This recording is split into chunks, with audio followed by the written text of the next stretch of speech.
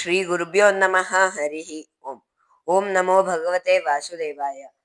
श्रीमद् भागवत महापुराण के अंतर्गत आज मैं आप सभी को ध्यान की विधि तथा भगवान श्री कृष्ण परमात्मा के विराट स्वरूप का वर्णन, इस विषय के बारे में बोलूंगा। आप सारे लोग ध्यान दे के सुनो। पिछले भाग में हमने जाना था कि कैसे शुक्रदेव जी वहां पे आगमन करते हैं और उनको कैसे परीक्षित महाराज शरण मांगते हैं और उन्हें क्या क्या प्रश्न पूछते हैं। इन विषयों को हमने पिछले भाग में जाना था। श्री सुखदेव जी भी बहुत ही कृष्ण भक्त थे तथा परीक्षित महाराज तो पूर्ण कृष्ण भक्त थे। वह दोनों जो कि महात्मा श्री कृष्ण परमात्मा के बड़े भक्त थे, उन दोनों के बीच क्या क्या संभाषण चलता है, यही भागवत महापुराण है। इस विषय के बारे में हम अगर आस्वादन करते हैं तो यह मोक्ष प्राप्त करने का फल हमें मिल जाता है। भागवत महापुराण का फल ही मोक्ष है। इसीलिए श्री सुखदेव जी के मुंह से आया हुआ भागवत महापुराण को अगर हम आस्वादन करते हैं तो मोक्ष भी प्राप्त हो सकता है। इसीलिए अब से हम श्रीमद् भागवत महापुराण को पूर्ण रूप से प्रारंभ करेंगे। श्री सुखदेव जी जो कि श्री कृष्ण द्वैपायन यानी कि व्यास जी के पुत्र थे, जिन्होंने जन्म लेते ही संन्यासत्व को लेकर वैराग्य भाव को पूर्ण रख के अपने पिता से सारे पुराणों को, वेद वेदांगों को और यहाँ तक भागवत महापुराण को भी रट लिया, और जो कि आत्मज्ञान को तथा ब्रह्म ज्ञान को पूर्ण रूप से जानते हैं, उन्होंने परीक्षित महाराज को मोक्ष प्राप्ति होने के लिए क्या क्या किया, यह आज से हम जानेंगे। श्री कृष्ण परमात्मा की कृपा से आज से हम भागवत महापुराण को, जिसे श्री सुखदेव जी ने परीक्षित महाराज को बोला था, उसको हम आस्वादन करेंगे। अब श्री सुखदेव जी ने परीक्षित महाराज के प्रश्नों को सुनकर ऐसे उन्हें उत्तर देते हैं। ओ परीक्षित महाराज, तुमने अभी जो प्रश्न पूछे हैं ना, यह तो बहुत ही उत्तम प्रश्न है। यह प्रश्न इस पूरे संसार के कल्याण के लिए ही तुमने पूछे हैं, इसीलिए तुम ध्यान दे के सुनो। गृहस्थाश्रम में जो भी व्यक्ति रहते हैं, वह सांसारिक जीवन में रहकर भगवत नाम स्मरण करने से ही बदल जाते हैं। उनकी बुद्धि भगवान नाम स्मरण में रहती ही नहीं। वह संसार के सारे चीजों में घूमती रहती है, जैसे कि संसार के काम, स्त्री जन के साथ रहना, पुत्र संतान प्राप्ति करना, इन सारे चीजों में ही रहता है। लेकिन उन्हें भगवान के नाम को स्मरण करने के लिए समय नहीं पड़ता। इसीलिए गृहस्थाश्रम बहुत ही कठिन आश्रम है, क्योंकि उस समय हमें भगवान श्री महाविष्णु के मधुर नामों का वर्णन नहीं कर सकते, उनके गुणों का गान नहीं कर सकते, उनके लीलाओं का वर्णन नहीं कर सकते। इसीलिए गृहस्थाश्रम सबसे कठिन आश्रम है। तुमने वैराग्य भाव को लेकर बहुत ही अच्छा किया परीक्षित महाराज। आपने तो यह बहुत ही अच्छा काम किया कि जब आपको मृत्यु आई है, यानी कि आने वाली है, यह ग्रहण करके आपने अनशन व्रत को जारी रखा। आपने अपने सारे रिश्तों को काट डाला, क्योंकि यह सबसे उत्तम चीज होती है। मरण काल आने पर सारे जनों को रिश्ता काटना पड़ेगा, तभी उन्हें मोक्ष की प्राप्ति हो सकती है।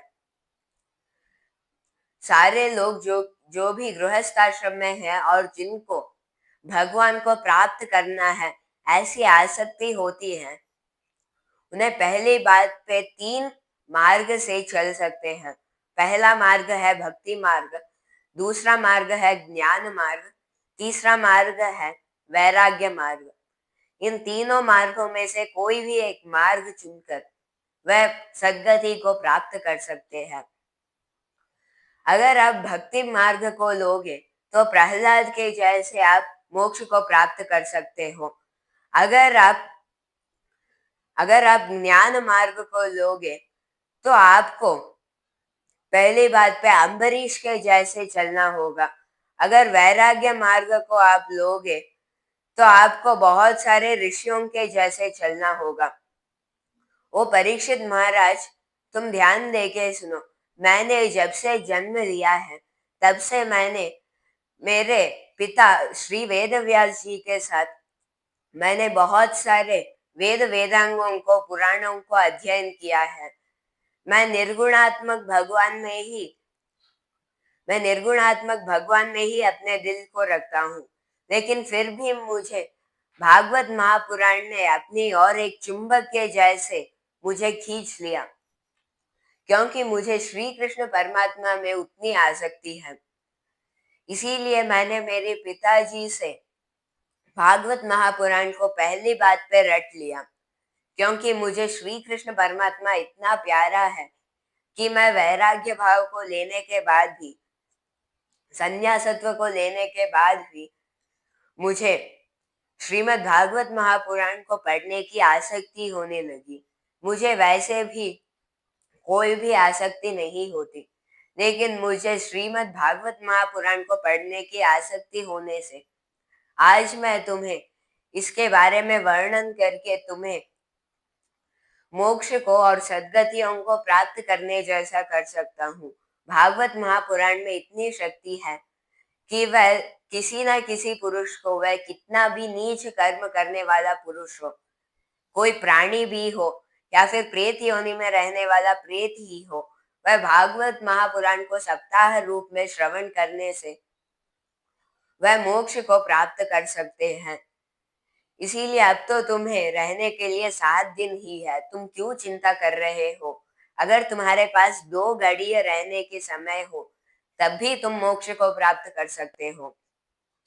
जैसे पूर्व काल में खट्वांग जी ने मृत्यु अभी 2 घड़ी में आ रही है ऐसे सुनने पर वह तुरंत भूलोक को, देवलोक से आके सारे रिश्तों को काट कर श्री कृष्ण परमात्मा के ऊपर ध्यान करते हुए कपाल मोक्ष नाम के क्रम मोक्ष से वह मोक्ष को प्राप्त कर लेते हैं ना। वैसे तुम्हारे पास अब तो 7 दिन है, तुम चिंता क्यों कर रहे हो? ऐसे सोचोगे तो तुम खट्वांग महाराज के जैसे कितने बार मोक्ष को प्राप्त कर सकते हो। तुम चिंता मत करो, तुम्हें सद्गति को प्राप्त करने की काम मेरी है, मैं इसे देख लूंगा। तुम्हें पहली बात पे जो पता चलनी है वह है कि मृत्यु जिस भी पुरुष को आ रहा है, जिस भी पुरुष या स्त्री को आ रहा है, उन्हें पहली बात पे डरना नहीं चाहिए। वह डरेंगे तो उन्हें फिर से जन्म लेना पड़ेगा, क्योंकि डरने से उन्हें श्री कृष्ण परमात्मा में मनन करने की इच्छा चली जाती है। वह सिर्फ मौत आ रही है, मौत आ रही है, मृत्यु आ रही है, ऐसे सोच के ही उसके अंदर ही पड़े रहेंगे। लेकिन मोक्ष प्राप्त करने के लिए जो भी करना है वह नहीं कर सकेंगे।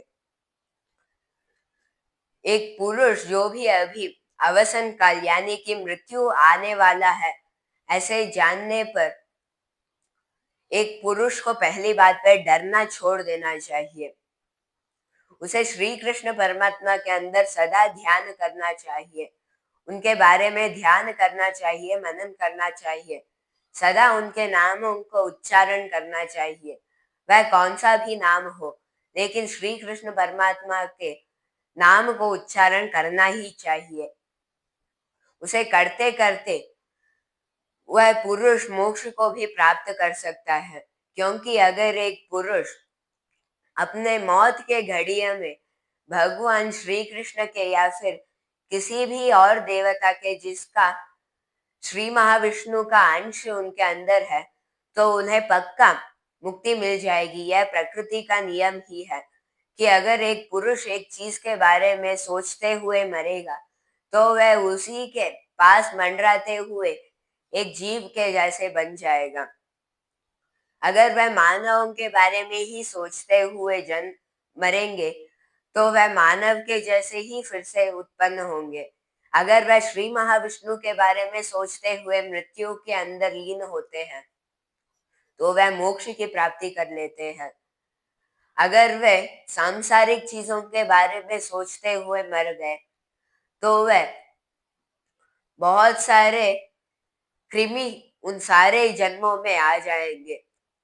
इसीलिए लोग एक पुरुष को मृत्यु काल में श्री कृष्ण परमात्मा के बारे में ही सोचना चाहिए, उनके बारे में ध्यान करना चाहिए, क्योंकि उनके बारे में ध्यान करने से उनका पूर्ण रूप हमारे हृदय में हमेशा स्थापित हो जाएगा, हमारे मन के अंदर हमेशा स्थापित हो जाएगा और बुद्धि के अंदर वह हमेशा रहेगा। इससे क्या होगा, मृत्यु होने के बाद भी वह सद्गति को प्राप्त कर लेगा।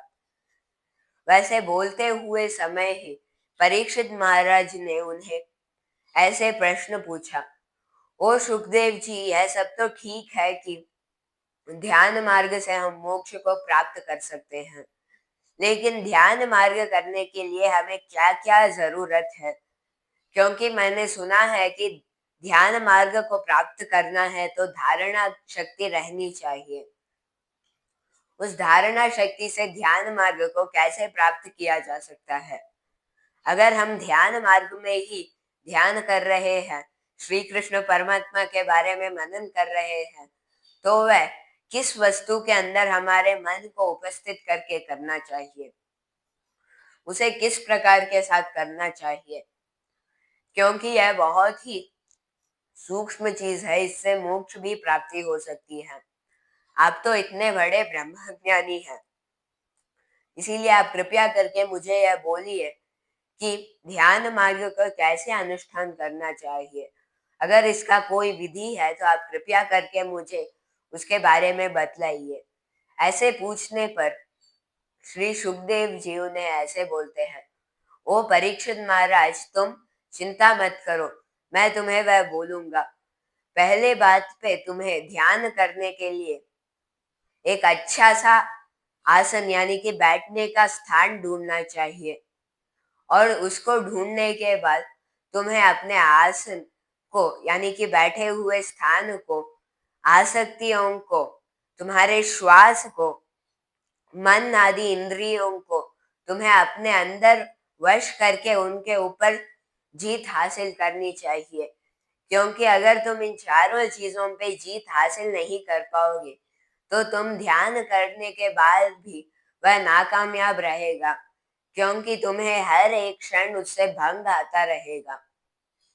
इसीलिए पहले बात पे तुम्हें इन चारों चीजों पे विजय प्राप्त करनी चाहिए, और उसके ऊपर विजय प्राप्त करने के बाद बुद्धि के माध्यम से मन को अपने अंदर लीन कर लो, यानी कि अंतर्मुख हो जाओ, यानी कि अपने मन को श्री कृष्ण परमात्मा के सूक्ष्म रूप में तुम लीन कर दो। इससे क्या होगा कि तुम्हें ध्यान करने में आसानी होगी, इससे तुम्हें मोक्ष तुरंत मिल जाएगा। श्री कृष्ण परमात्मा के अंदर ध्यान करते समय तुमने पूछा था ना कि कैसे रूप में ध्यान करना चाहिए। वह रूप होता है कि श्री कृष्ण परमात्मा के सूक्ष्म से सूक्ष्म रूप, जो कि इस पूरे ब्रह्मांड में व्याप्त है, सारे लोकों में यह फैला हुआ है, हर एक अणु में वास करता है, वैसा सूक्ष्म रूप यानी कि उनका विराट रूप तुम्हें स्मरण करना चाहिए, उसका ध्यान करना चाहिए।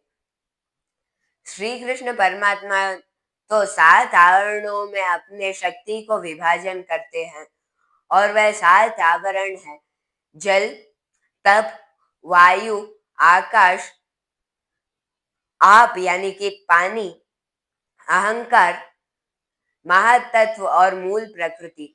इन सातों चीजों को आप ध्यान करना चाहिए। इन सातों चीजों के रूप से ही वह निर्विकार परमात्मा, सकारात्मक परमात्मा बन के इस ब्रह्मांड में आए हैं।